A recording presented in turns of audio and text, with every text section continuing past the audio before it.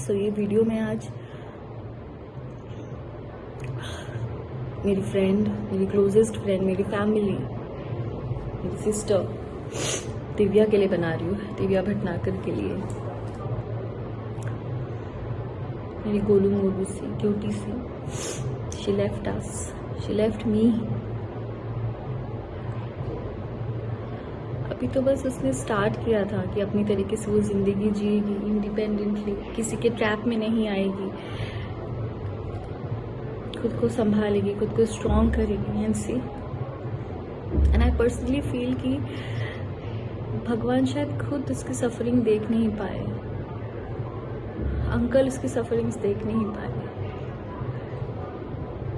इतने सालों में, पिछले 9-10 सालों में आज तक मैंने कभी नहीं देखा कि दिव्या ने किसी के लिए कुछ गलत किया, किसी के साथ गलत किया या किसी को दुख भी पहुंचाया है। बस लोगों ने सिर्फ उसको ही दुख पहुंचाया है, उसी का ही इस्तेमाल किया है, स्पेशली रिलेशनशिप्स।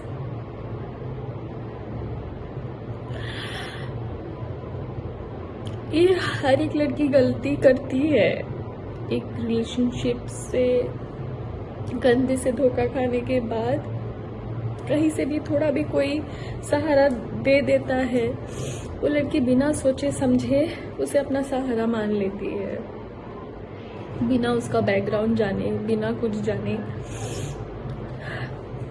और दिव्या तो मासूम थी, एकदम भोली थी। उस पागल को तो मैं समझाती थी, मतलब अगर मैं उसे समझाती होंगी तो आप समझ सकते हो कि वो किस तरीके की थी। मैं खुद इतनी इमोशनल हूँ तो वो मेरा 1000 गुना थी। आज जो ये वीडियो मैं बना रही हूँ बहुत ज़रूरी है ये बनाना, स्पेशली उस इंसान के लिए जिसकी वजह से मेरी दिव्या ने इतना सफ़र किया।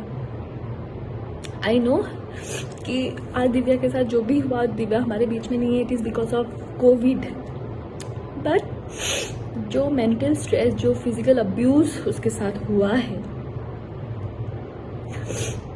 कोई भी इंसान अगर उस फेज से गुजरता तो छोटी सी एक बीमारी से भी लड़ने की उस इंसान के पास ताकत नहीं होती है। तो फिर भी कोविड था। बहुत ही शराफत से, बहुत ही शांति से मैं आप सबको ये चीज़ बता रही हूँ, एंड स्पेशली टू यू गगन गबरू। उस दिन तूने क्या पोस्ट किया था कि उसकी माँ और भाई तेरे रिलेशनशिप्स के अगेंस्ट थे और वो नहीं चाहते थे तेरी शादी होए, और तेरे नाम पे वो पब्लिसिटी ले रहे हैं। तेरी औकात क्या है? क्या औकात है तेरी? तू कौन है?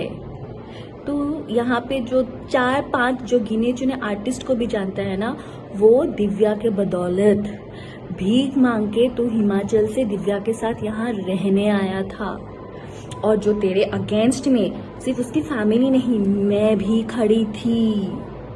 इसीलिए वो 4 साल मेरी दिव्या से बात नहीं हुई थी, क्योंकि मुझे पता था कि तू ऐसा ही निकलेगा। पर दिव्या तेरे प्यार में इतनी अंधी हो गई थी, इतनी अंधी हो गई थी, तूने तेरे बातों में इतना फंसा लिया था कि उसको आगे पीछे कुछ दिख नहीं रहा था। इसलिए वो ना अपनी माँ बाप की सुनी, ना भाई की सुनी, ना मेरी सुनी, ना बाकी दोस्तों की सुनी, और जिसके वजह से आज वो हमारे बीच में नहीं है। समझा? तू पब्लिसिटी देगा, तुझे मैं पब्लिसिटी दे रही हूँ। अब तू ले पब्लिसिटी मेरे से। तुझे मैंने कहा था ना, तेरा काला चिट्टा खोल के रख दूंगी मैं। और अब देख, ये शुरुआत है। तुझे मैंने ऊपर से नीचे तक एक्सपोज नहीं किया ना, तो फिर तू बता मुझे।